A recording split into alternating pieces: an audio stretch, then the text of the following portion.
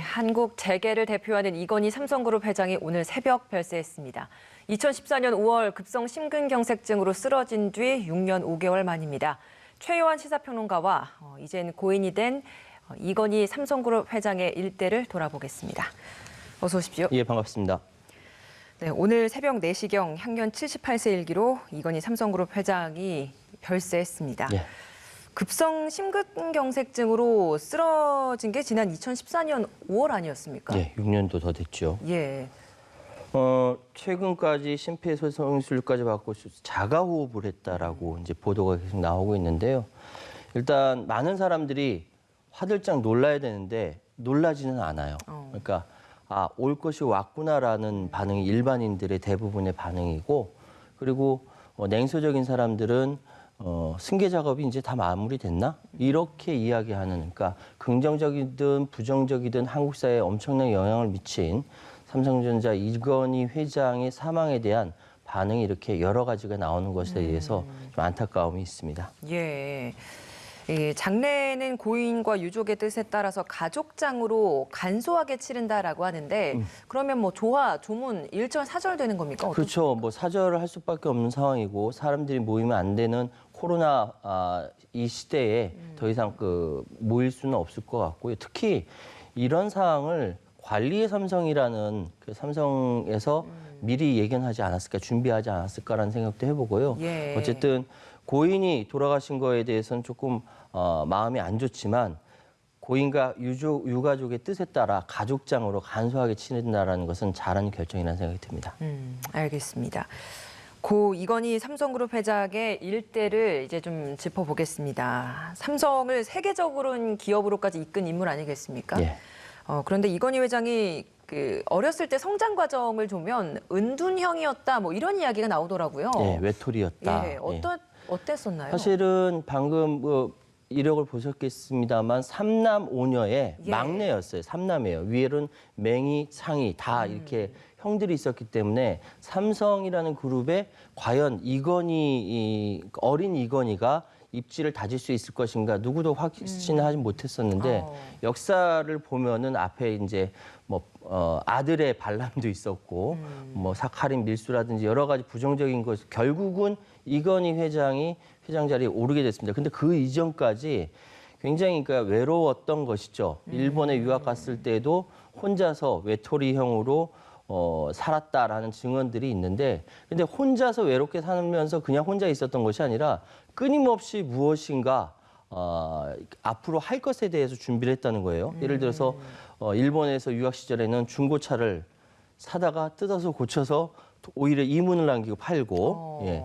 영화광으로서 엄청나게 많은 영화를 섭렵을 하면서 개인의 세계관을 확장했다는 이야기가 있고요. 그러니까 삼성전자 회장으로 등극하기 전까지 착실하게 그 형들과는 달리 아버지 마음에 들려고 노력을 했고, 그리고 역시 회장으로 등극하고 나서는 자신의 세계관에 맞는 삼성의 그룹으로서 제대로 세계 경영에 나서게 된 것이다, 이렇게 말씀드릴 수 있습니다. 그렇게 성장한 이건희 회장이 이제 1987년에 고 이병철 회장에 이어서 이제 삼성 경영을 이어받게 되지 않았습니까? 예. 2014년에 입원을 했으니까 그 전까지 한 27년 정도를 삼성을 이끌게 된 건데, 그 시간 동안 삼성의 매출이나 이런 것들이 굉장히 성장했다고 하더라고요. 어마어마했죠. 어느 정도였습니까? 그러니까 지금 27년 동안 시가총액만 해도 350배, 매출도 34배가 커졌습니다. 그리고 2014년 기준으로 시가총액이 318조가 넘으니까요. 이건 세계적인 기업이 글로벌 삼성이라고 얘기할 수 있습니다. 근데 굉장히 중요한 시사하는 점이 뭐냐면은, 예. 삼성 이건희 회장이 1987년 회장으로 됐을 때 대한민국 역시 87년 6월 항쟁 이후 민주화 시기로 도래합니다. 대한민국은 삼성에 빚졌고요. 삼성 역시 대한민국의 빚진 서로 간의 역할이 있었던 것이죠. 대한민국 경제가 그때부터 확 성장하기 시작했고, 삼성도 마찬가지로 성장하기 시작했고, 후에 또 말씀드리겠습니다만 한 번 더 탈바꿈하는 것은 이후에 95년도 이후에 신경영 선언과 95년 소위 유명한 휴대폰 불태운 예, 사건, 예. 굉장히 삼성에서는 충격적인 사건입니다. 이러한 것들이 그냥 퍼포먼스가 아니라 실제로 삼성이 변화하는데 역할을 했고요. 그러다 보니까 현재 임직원 규모는 10만 명에서 42만 명으로 그야말로 전 세계에서 깜짝 놀랄 만한 성장을 했다. 이거는 이건희 회장이 가지고 있었던 93년도에 있었던 신경을 선언이라든지 마누라 자식 빼고 다 바꿔 이러한 어록이 나올 수 있는 배경이 되었고 예. 삼성 체질 개선이 시작된 저희 방금 말씀하셨던 프랑크푸르트 선언이라든지 이런 부분들이 삼성이 그야말로 국내에 있는 삼성이 아니라 삼성그룹이 아니라 전 세계 글로벌 삼성으로 성장하는데 밑거름이 되었다 이렇게 말씀드릴 수 있겠습니다. 그러니까요. 그 말씀해 주셨던 93년도에 있었던 신경영 선언, 그 프랑크푸르트 선언이라고도 불릴 정도로 사실 그게 이제 선언은 아니고 예. 그 임직원들을 대상으로 불러서 강연을 했었던 강연했던, 건데 그게 굉장히 좀 유명해지면서 언론에까지 이게 공개가 되고 그 중요한 뭐 어록까지 좀 나온 이런 상황이지 않습니까? 그 당시에 어떤 체질 개선을 중시했기 때문에 그 이후에 삼성이 크게 변화가 생겼던 겁니까? 사실 이건희 회장이 끊임없이 스스로에 대해서 채찍질하면서 임직원들에게 강조했던 것은 무엇이냐면 나는 사실 먹고 살기 위해서 일하는 사람들의 심정을 모른다. 그것은 나의 약점이다. 라고 명확하게 이야기했어요.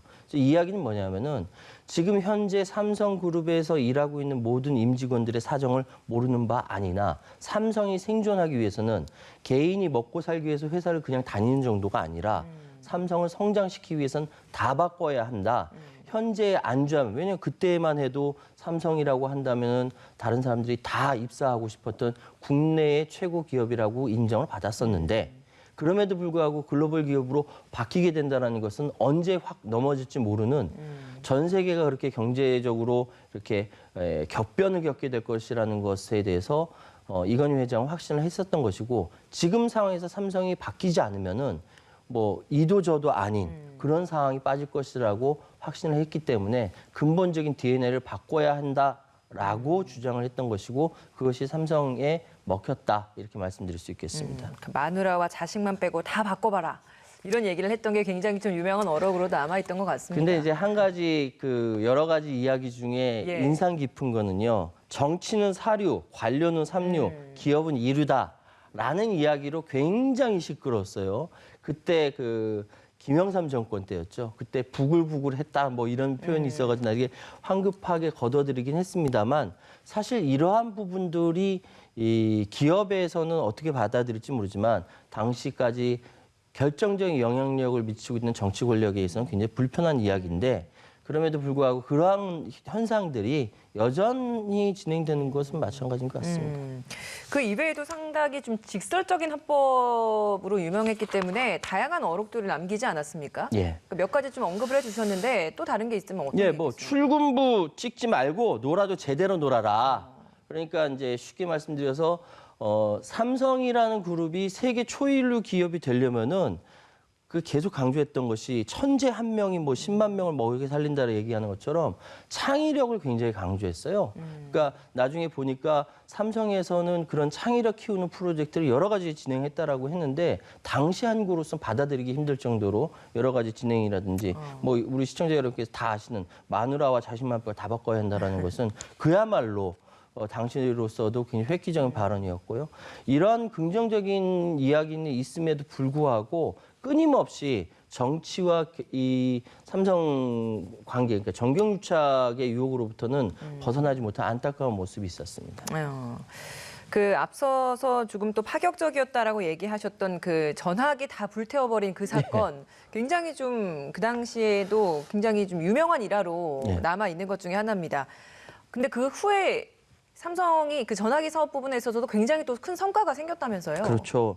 사실은 당시에 그 지금은 상상도 안 되지만 그리고 글로벌 그 삼성전자의 휴대폰이 전 세계를 휩쓸고 있는 상황이기 상상도 안 되지만 그때 휴대전화가 국내 4위였어요. 아, 국내에서 4위. 국내 4위였어요. 예. 그러니까 사실은 휴대전화라든지 반도체는 그 이전부터 계속 신경을 썼던 부분들인데 이런 부분조차 제대로 국내 1위도 못하고 있는 상황에서 이건희 회장이 화가 날 수밖에 없는 상황이고 실제로 15만 대나 되는 당시에 애니콜이라는 브랜드명을 갖고 있는 휴대폰을 다 모아서 화형식을 거행했거든요.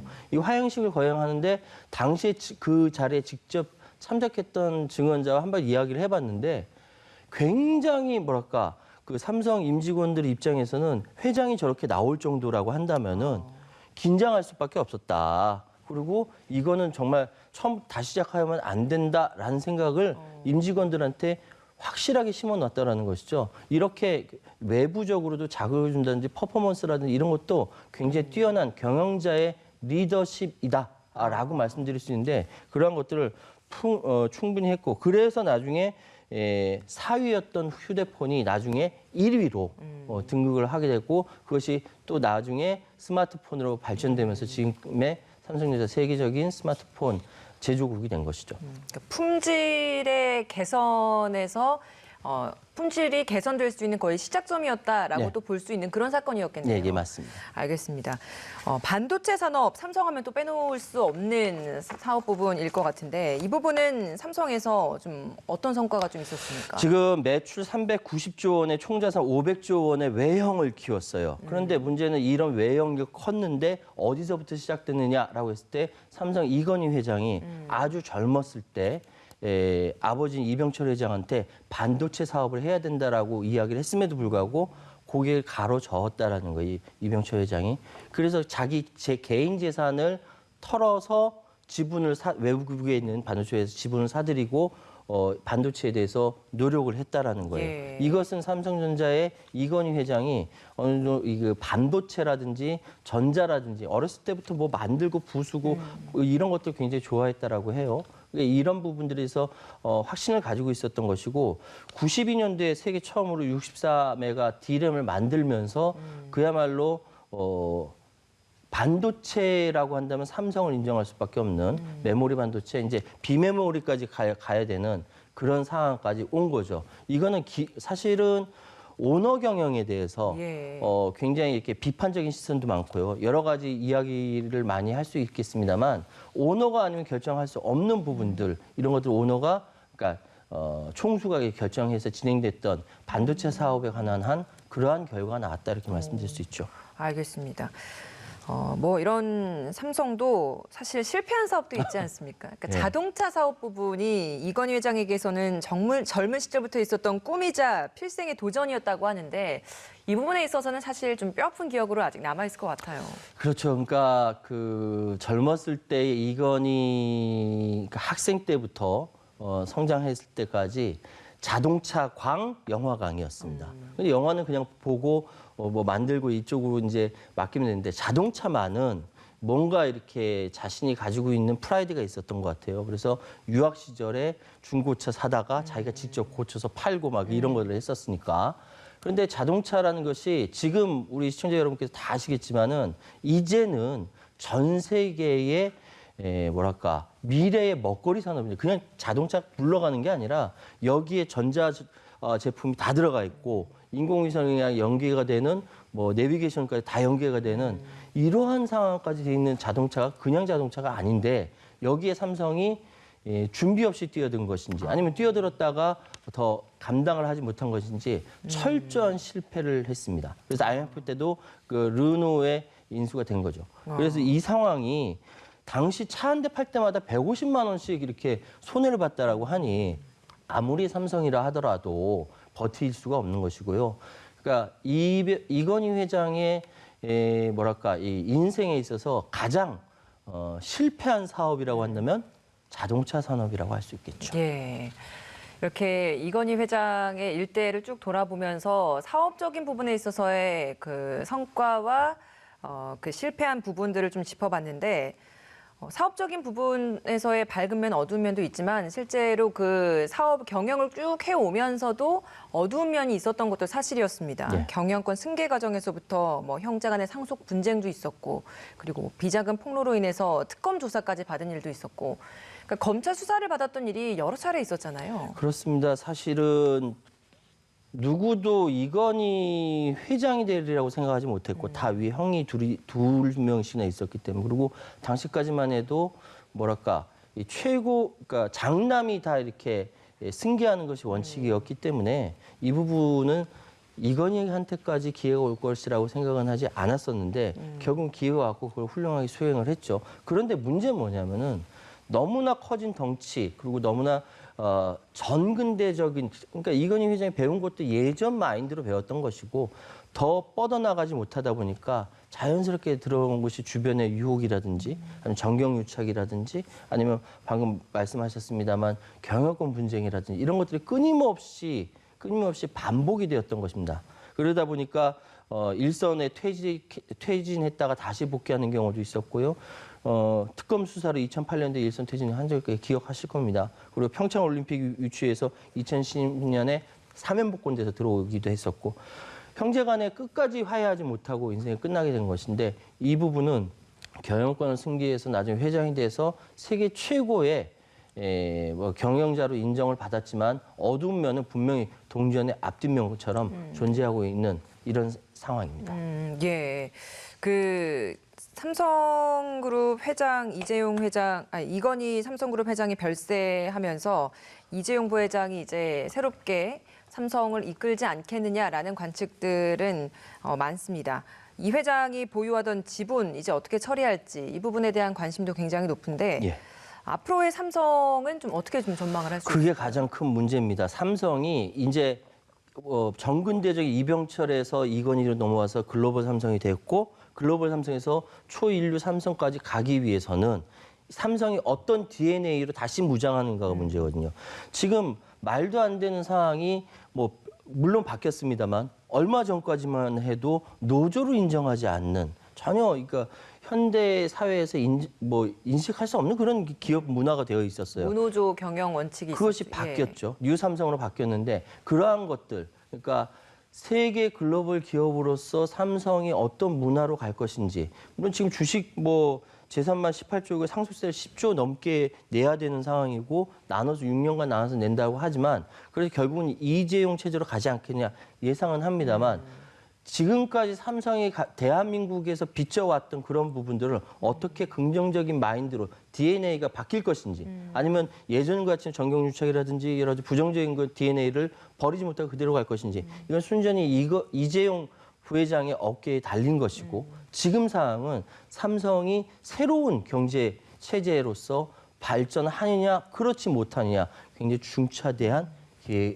계기점에 도달했다 말씀드리겠습니다. 예, 알겠습니다. 최요한 평론가와 함께 오늘 고인이 된 이건희 삼성그룹 회장의 일대를 돌아봤습니다. 오늘 말씀 고맙습니다. 예, 감사합니다.